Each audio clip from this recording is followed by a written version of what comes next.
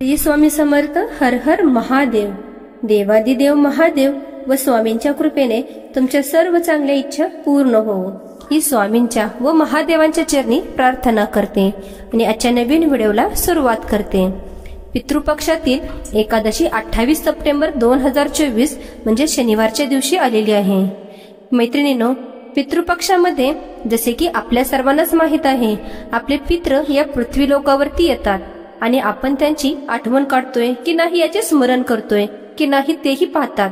आणि म्हणूनच अनेक लोक आपल्या पितरांना प्रसन्न करण्यासाठी श्राद्ध घालतात, तर्पण करतात.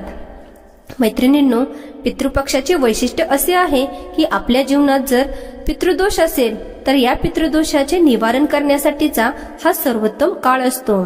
या 15 दिवसाच्या कालावधीत आपण जास्तीत जास्त उपाय करावेत आपल्या पितरांना प्रसन्न करण्यासाठी. आणि यातीलच अत्यंत एक प्रभावशाली उपाय आपण पितृपक्षातील एकादशी तिथीला करू शकता, जी 28 सप्टेंबर शनिवारच्या दिवशी आलेली आहे. हा उपाय आपण संपूर्ण दिवसभरात कधीही करता येतो. आणि हो, जसे आपल्या सगळ्यांनाच माहित असेल की आपल्या मराठी भाषेमध्ये वेगवेगळे उपाय असे सांगतात की जे करणे सोपे असतात. अगदी गरीबातील गरीब व्यक्ती सुद्धा हे उपाय करू शकतो आणि सहजही करू शकतो. अगदी साध्या व सोप्या भाषेत हे उपाय सध्या मी सांगण्याचा प्रयत्न करत आहे. तुम्हाला जर हा व्हिडिओ आवडला तर नक्की लाईक करा आणि चॅनलवरती जर नवीन नसाल तर चॅनलला सबस्क्राईब करा, जेणेकरून नवीन व्हिडिओ तुम्हाला बघायला मिळतील. चला तर मग जाणून घेऊया एकादशीस कोणता उपाय करायचा आहे, जेणेकरून आपले पितृ आपल्यावरती प्रसन्न होतील, पितृदोष नाहीसा होईल आणि पितरांच्या कृपेने आपली अडलेली कामे मार्गी लागतील, धनप्राप्तीचे मार्ग सुखकर होतील. अनेक मार्गांनी, अनेक विधीत मार्गांनी धन, वैभव, पैसा आपल्याकडे येऊ लागेल. जीवनातून आपल्या गरिबी निघून जाईल.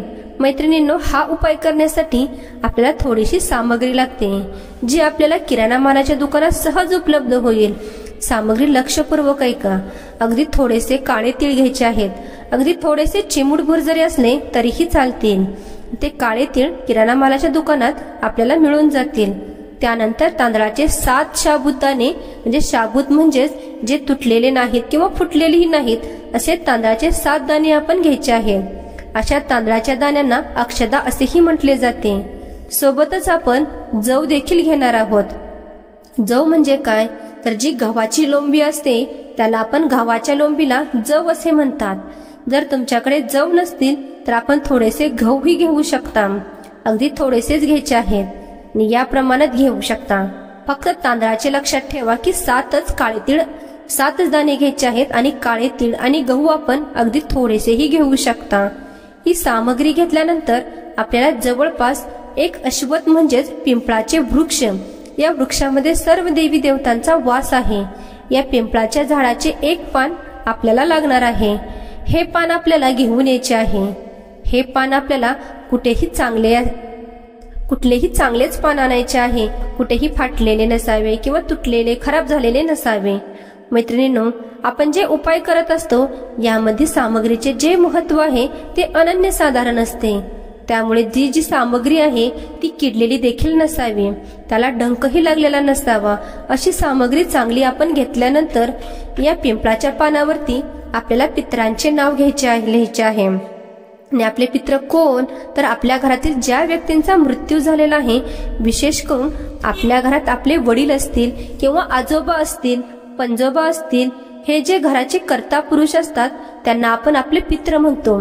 खरे तर बाकीचे सर्वच, स्त्री असो किंवा पुरुष असो, लहान बालकापासून ते वयोवृद्धापर्यंत जे सोडून गेलेले आहेत ते आपले पित्रच असतात. मात्र त्या पित्रांचे प्रतिनिधित्व म्हणून जो घरातला कर्ता पुरुष असतो, त्याचा मृत्यू झालेला आहे, त्याचे आपण या ठिकाणी स्मरण करावे लागते. आणि स्मरण केल्याने सर्वांचे स्मरण केल्यासारखे असते. आणि शक्यतो या ज्या आपल्या मागच्या 3 पिढ्या आहेत ज्यांचा मृत्यू झालेला आहे, या 3 पिढ्यांमधले जे पित्र आहेत त्यांचे स्मरण या ठिकाणी केले जाते. तर आपण आपल्या पित्रांचे नाव घ्यायचे आहे किंवा त्यांचे स्मरण करायचे आहे. आणि पिंपळाच्या पानावरती 7 थेंब मध आणि 7 थेंब मधाचे त्या ठिकाणी पिंपळाच्या त्या पानाला लावायचे आहेत. थोडंसं लाल किंवा पिवळं चंदन त्या पानावरही ठेवायचं आहे. थोडेसे काळे तीळ देखील ठेवायचे आहेत. पिंपळाचं पान पालतं घालायचं नाही. मैत्रिणींनो, हे लक्षात घ्या की पिंपळाचे पान हे सरळच असले पाहिजे. त्यावरती थोडेसे काळे तीळ ठेवायचे आहेत, थोडेसे जव किंवा गहू जे सांगितलेले आहेत तेही ठेवायचे आहेत. तांदळाचे ते दाणे हे तुम्हालाही 7 दाणे ठेवायचे आहेत आणि ते मोजूनच घ्यायचे आहेत. आणि ह्या सर्व क्रिया आपल्याला घरामध्ये बसूनच दक्षिण दिशेकडे म्हणजेच दक्षिण या दिशेकडे तोंड करत आपण या क्रिया करणार आहोत. दक्षिण दिशेकडे तोंड करून बसा आणि आपल्या समोर पाटावरती हे पान ठेवून आपण ही संपूर्ण क्रिया करायची आहे. ही क्रिया संपन्न झाल्यानंतर मनोभावे हात जोडायचे आहेत आणि आपल्या पितरांचे स्मरण करताना प्रार्थना करायची आहे की हे पितृदेवता आमच्या पितृपित्रांच्या आत्म्याला शांती लाभू दे, सद्बुद्धी मिळू दे, हे मोक्ष मिळू दे. आणि पितरांना प्रार्थना करायची आहे की आमच्या हातून जर कळत न कळत काही चुका घडल्या असतील ज्यामुळे तुम्हाला अडचणी येत आहेत, आत्म्याला तुमच्या क्षिती किंवा पोचत आहे, दुःख होत आहे, तर आमच्या या चुकांना आपण क्षमा करावी आणि आम्ही क्षमा प्रार्थना करत आहोत. तर अशा प्रकारे तुम्ही पितरांना प्रसन्न करू शकता. आणि त्यानंतर हे जे पान आहे ते पान कोणत्याही वाहत्या पाण्यात प्रवाहित करायचे आहे. नदी असेल, ओढा असेल, जर पाणी नसेल वाहत तर कोणत्याही पाण्यामध्ये तुम्ही हे विसर्जन करू शकता. संपूर्ण सामग्री आता विहिरी असेल किंवा छोटेसे तळे असेल किंवा तलाव असेल तेथे देखील तुम्ही करू शकता. जर सोयच नसेल, शहरात राहत असाल तर एखादा मोठा टब घ्या आणि त्या मोठ्या टबात भरपूर पाणी घ्या आणि त्यामध्ये पानाचे विसर्जन करा.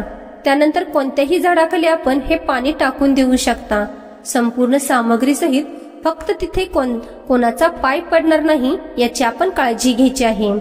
मैत्रिणींनो, पाण्यामध्ये ही संपूर्ण सामग्री प्रवाहित करत असताना आपण पूर्वजांचे स्मरण करायचे आहे. पित्रांचे स्मरण करायचे आहे. स्वतःचे नाव आणि गोत्राचेही नाव घ्यायला विसरू नका. आणि आपल्या पित्रांचे स्मरण करत आपण ही संपूर्ण सामग्री त्या वाहत्या पाण्यामध्ये प्रवाहित करायची आहे. हा उपाय केवळ आपण पितृपक्षातील एकादशीलाच करायचा आहे, हे लक्षात ठेवा. पुढे येणाऱ्या कोणत्याही एकादशीला आपण हा उपाय करू शकत नाही. या उपायाने तुमच्यावर पितरांचा आशीर्वाद लागेल. पितृदिवसाचे रूपांतर पितृ आशीर्वाद होऊन घरामध्ये धन, पैसा, सुख, शांती, आरोग्य या सर्व गोष्टी मोठ्या प्रमाणात आपल्याला मिळू लागतील. मैत्रिणी, संपूर्ण दिवसभरात आपण हा उपाय कधीही करू शकता. पुन्हा एकदा तुम्हाला मी विनंती करते की तुम्हाला जर हा व्हिडिओ आवडला असेल तर तुमच्या मित्र परिवाराला शेअर करा. चॅनलवरती जर तुम्ही नवीन असताल तर आपल्या स्वामी संदेश वास्तू टिप्स या चॅनलला सबस्क्राईब करा आणि कमेंट बॉक्समध्ये श्री स्वामी समर्थ हर हर महादेव लिहायलाही विसरू नका. श्री स्वामी समर्थ हर हर महादेव.